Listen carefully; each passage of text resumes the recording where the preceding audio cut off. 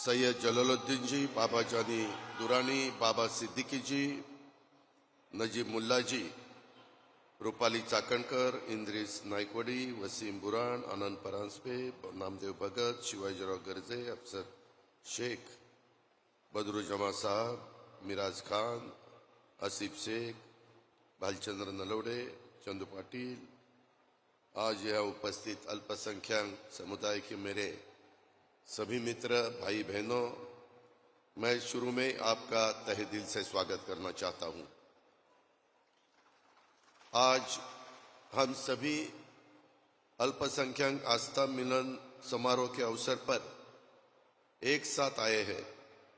हमारी राष्ट्रवादी कांग्रेस पार्टी धर्मनिरपेक्ष विचारधारा की पार्टी है। हम छत्रपति शिवाजी महाराज के कार्य से प्रेरित है और शाहू फुले अंबेडकर की विचार हमारी विचारधारा है।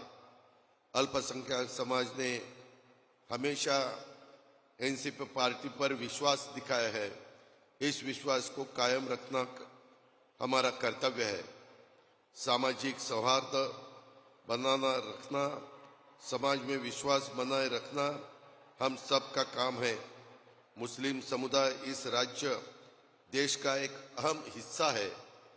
देश के स्वतंत्रता आंदोलन में हमारे मुस्लिम समुदाय ने बड़ा योगदान दिया है। कुछ लोग मुस्लिम समुदाय में भय का माहौल पैदा करके अपनी राजनीति चलाना चाहते हैं। मैं आप सभी अल्पसंख्यक भाइयों बहनों को आश्वस्त करना चाहता हूं कि हम सबको एक साथ लेकर शासन करने की कोशिश कर रहे हैं। प्रदेश के हर व्यक्ति की सुरक्षा की जिम्मेवारी हमारी सरकार की है। इसलिए आप बिना किसी पूर्वाग्रह के हमारे सरकार से उम्मीद कर सकते हैं। शिवाजी महाराज की सेना में मुस्लिम सरदार और सैनिक थे। महात्मा ज्योतिबा फुले को सामाजिक कार्यों में मदद करने वाले कई लोग मुस्लिम समुदाय के थे। शाहू महाराज ने भी कभी मुस्लिम समुदाय को कभी पराया नहीं माना। हमारा महाराष्ट्र सर्वधर्म समभाव की भावना वाला राज्य है। राष्ट्रवादी कांग्रेस पार्टी बहुजनों की, अल्पसंख्यकों की प्रतिनिधित्व करने वाली पार्टी है। इस सरकार में शामिल होने के लिए हमने विभिन्न सामाजिक समूहों के विधायकों को कैबिनेट में लिया है, पद दिया है।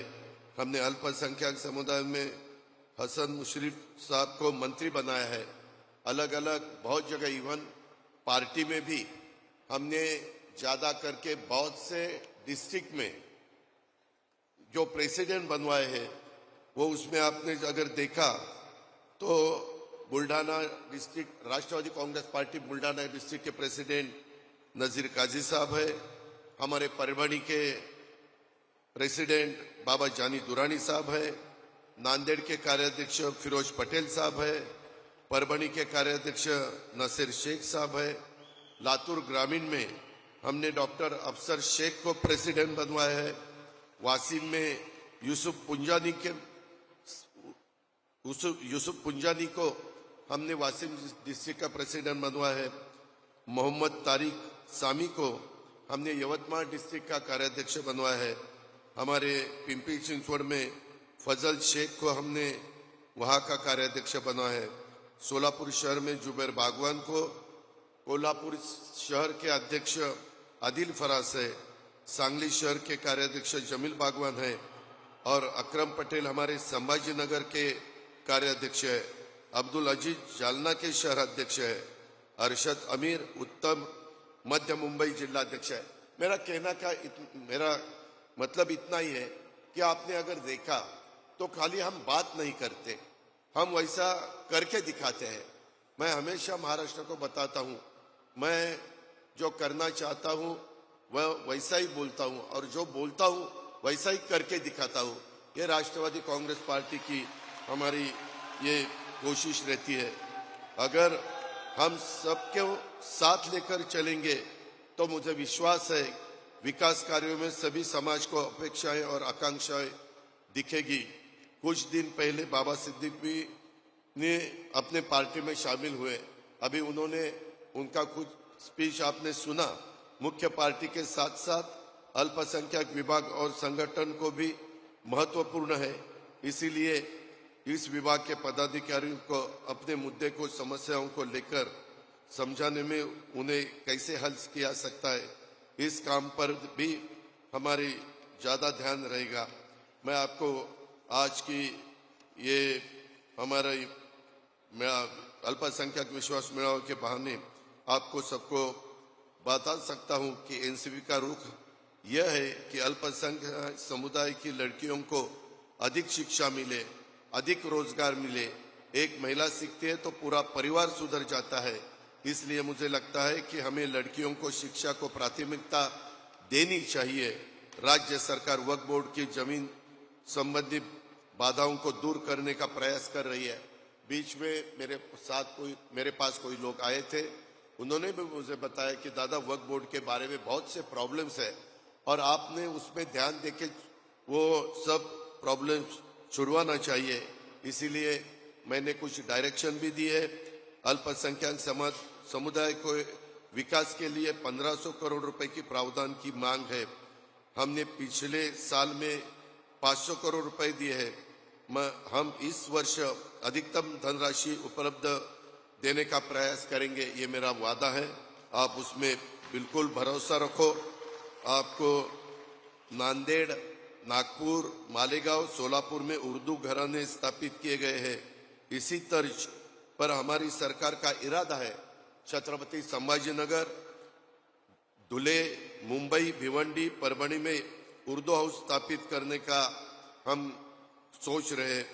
दोस्तों, आखिरकार मैं आपको बताना चाहता हूं, मैं अपनी बात का पक्का आदमी हूं। मैं किसी से झूठा वादा नहीं करता। कुछ लोग आएंगे और आपको बताएंगे कि हमने अपनी विचारधारा छोड़ दी है, लेकिन मैं आपको बताना चाहता हूं, कुछ दिन पहले सातारा में दो समूह के बीच तनाव पैदा हुआ था और वहां दंगा हो गया था। अगली सुबह मैं खुद वहां गया, पीड़ित परिवारों से मिला और प्रशासन को निर्देश दिया और स्थिति को नियंत्रण में ले आया। जब तक मैं यहाँ हूँ, आप डरो मत। हम सभी कानून का पालन करने वाले लोग हैं। मेरा आपसे कहना है कि महाराष्ट्र में कानून का राज होगा और किसी के साथ अन्याय नहीं होगा। मैं आपके विश्वास को बिल्कुल टूटने नहीं दूंगा, ये मेरा आपसे वादा है। अपने ये सब बताते हुए मैं थोड़ा सा आपके साथ मराठी में बात करना चाहता हूँ। मित्रांनो, साधारण मला काय वाटतं ते मी तुम्हाला हिंदीमध्ये सांगण्याचा प्रयत्न केलेला आहे। मला एक गोष्ट सांगायची की लोकसभा आणि विधानसभेमध्ये एनडीएच्या बरोबर जाण्याचा आम्ही निर्णय घेतलेला आहे। महाराष्ट्रामध्ये महायुती, त्याच्यामध्ये शिवसेना आहे, राष्ट्रवादी काँग्रेस आहे, भाजप आहे आणि रामदास आठवले वगैरे इतर मान्यवर आहेत। काही लोकांना वाटतं, काही कार्यकर्त्यांना वाटतं की ठीक आहे, लोकसभा विधानसभेच्या निमित्तानं हे घडेल। महानगरपालिका, नगरपंचायत, नगर परिषद, जिल्हा परिषद, तालुका पंचायत इथं काय होणार? कारण माझ्या शहरी भागामध्ये कॉर्पोरेशन आहेत, तिथं आता माझ्या काही महिला भगिनींनी आपले विचार मांडले आणि त्यांना वाटत असतं की आम्हाला संधी मिळावी। मित्रांनो, पाठीमागे 15 वर्ष महाविकास आघाडीमध्ये काम करत असताना काँग्रेस आणि राष्ट्रवादी काँग्रेस हे पार्लमेंट आणि असेंब्लीमध्ये एकत्र निवडणुका लढवायचे, परंतु लोकल बॉडीज, स्थानिक स्वराज्य संस्थेमध्ये आम्ही आपल्या आपल्या पक्षाचे उमेदवार त्या ठिकाणी द्यायचो। मी आपल्याला या निमित्तानं सांगू इच्छितो की त्या भागातल्या स्थानिक स्वराज्य संस्था निवडणुकीमध्ये स्थानिक पातळीवर निर्णय घेण्याचे अधिकार राष्ट्रवादी काँग्रेस पक्षाने पूर्वीच जाहीर केलेले आहेत। त्यामुळं इच्छुक नगरपालिका सदस्य, जिल्हा परिषद सदस्य, तालुका पंचायत सदस्य या सगळ्या मायनॉरिटीचे असू द्यात, ओपन कॅटेगरीचे असू द्यात, वेगवेगळ्या समाजाचे असू द्यात, त्यांना सगळ्यांना मला सांगायचं आहे की ह्याची नोंद आपण निश्चितपणे घ्यावी, अशा प्रकारची माझी आपल्याला सगळ्यांना विनंती आहे। मधल्या काळामध्ये मीरा भाईंदरमध्ये देखील काही मुस्लिम बहुल परिसरामध्ये एक प्रतिष्ठानच्या निमित्तानं 2 दिवसापूर्वी दोन समाजामध्ये वाद झालेला होता। त्यावेळेस ताबडतोब माझ्या कानावर ही गोष्ट आल्यानंतर डॉक्टर आसिफ शेख आणि इतर सहकारी मित्रांनी सांगितलं की दादा आता 26 जानेवारी पण आहे आणि त्याच्यामध्ये आणखीन काही प्रश्न निर्माण होतील, त्याच्यातून मिरवणूक काढली जाते। ताबडतोब त्याच्यामध्ये मी तिथल्या पोलीस ऑफिसरांना सांगितलं की मी डेलिगेशन पाठवतो, त्यांना भेटा, त्यांना भेटल्यानंतर त्यांना विश्वास द्या आणि त्यांना खात्री द्या की कुठल्याही परिस्थितीमध्ये तिथं तणाव राहणार नाही। लॉ अँड ऑर्डर चांगली राहण्याच्या करता सातत्याने माझा गेल्या 25-30 वर्षामध्ये प्रयत्न राहिलेला आहे।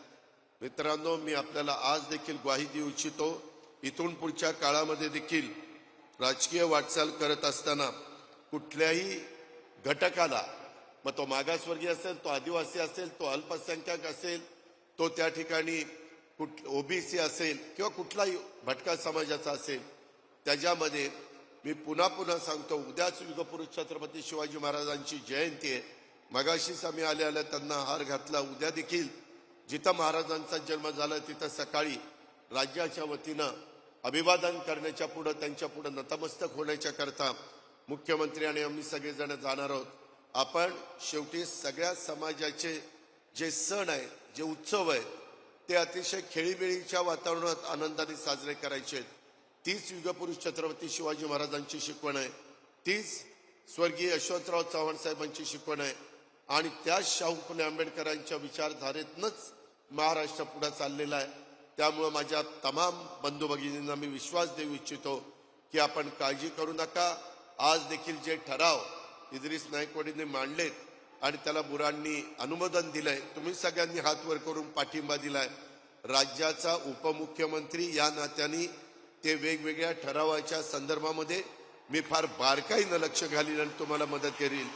आणि जाता जाता मी एकच गोष्ट सांगतो की मित्रांनो, आम्ही याच्यामध्ये एक निर्णय घेतलेला आहे। मगाशी काही माझ्या सहकारी मित्रांनी सांगितलं, मुलींच्या बाबतीमध्ये कॉलेजेसमध्ये बऱ्याच मुली कॉलेजला जात नाही का, तर त्या म्हणतात की आमच्या आई वडिलांचं तेवढं उत्पन्न नाहीये, आई वडिलांची मर्यादित आर्थिक उत्पन्न असल्यामुळं आम्हाला त्या शिक्षणाची फी परवडत नाहीये आणि त्याच्यामुळं गळतीचं प्रमाण 10वी-12वीच्या नंतर मोठ्या प्रमाणावर मुलींच्यात पाहायला मिळतं। आपल्या मुस्लिम मुलींच्या मध्ये देखील पाहायला मिळतं। आम्ही त्याच्याबद्दलचा निर्णय घेतलेला आहे, नीट ऐका। 8 लाख रुपये ज्यांचं वार्षिक उत्पन्न 8 लाखाच्या आतमध्ये आहे, त्या गोरगरिबांच्या सर्व मुलींना, त्याच्यामध्ये कुठल्याही समाजाच्या आपल्या मुस्लिम मुलींना देखील आपण कॉलेजच्या शिक्षणाचा जो खर्च येणार आहे तो राज्य सरकार करणार आहे। त्याच्यामध्ये कुठल्याही प्रकारे आई वडिलांना कोशिश लागणार नाही आणि हा निर्णय उद्याच्या येणाऱ्या जून पासून आपण अंमलात आणतोय। त्याच्यातनं खूप मोठ्या प्रमाणावर मुली शिकतील, मुली पुढे येतील आणि त्याच्यातनं डॉक्टर होतील, इंजिनियर होतील, त्याच्यातनं IT इन्फॉर्मेशन टेक्नॉलॉजी जातील, बायोटेक्नॉलॉजी जातील। अशा पद्धतीच्या ह्या सगळ्या गोष्टी आपण केलेल्या आहेत। मला आपल्याला सगळ्यांना आजचा हा मेळावा नजीब मुल्ला, आनंद परांजपे, त्याच्या संदर्भामध्ये आमचे इद्रिस नायकवडी, वसीम बुराण, आमचे नामदेव भगत, या सगळ्यांनी परिश्रम घेतले। तुम्ही महाराष्ट्राच्या कानाकोपऱ्यातनं आला। आता इथून परत जाताना आपापल्या भागामध्ये राष्ट्रवादी काँग्रेस पक्षाची ताकद वाढवण्याचं काम माझ्या तमाम बंधू भगिनींनी करावं। त्यामध्ये कुणी काही वेगळा विचार मांडला तर तुम्ही खात्रीनं सांगा की आम्हाला अजितनं सांगितलेलं आहे, आम्हाला राष्ट्रवादी काँग्रेसच्या सगळ्या पदाधिकाऱ्यांनी सांगितलेलं आहे की कुठेही आम्ही कुणाच्यात अंतर पडून देणार नाही। जाती जातीमध्ये, धर्माधर्मामध्ये तणाव अजिबात न होण्याच्या करताच राष्ट्रवादी काँग्रेस पक्ष सातत्याने प्रयत्न करेल आणि सगळ्यांना जे छत्रपती शिवाजी महाराजांच्या काळामध्ये घडलेलं आहे, 18 पगड जाती, 12 बलुतेदार, सगळ्यांना बरोबर घेऊन राज्य करायचं, तशाच पद्धतीचं राज्य आम्ही करून दाखवू आणि त्याच्यामध्ये आमचा सगळ्यांचा तिथं निश्चितपणे आग्रह राहील। तशाच पद्धतीनं आमचं प्रत्येकाचं काम मंत्रिमंडळामध्ये राहील, बाहेर देखील राहील, हा विश्वास मी तुम्हाला सगळ्यांना देतो।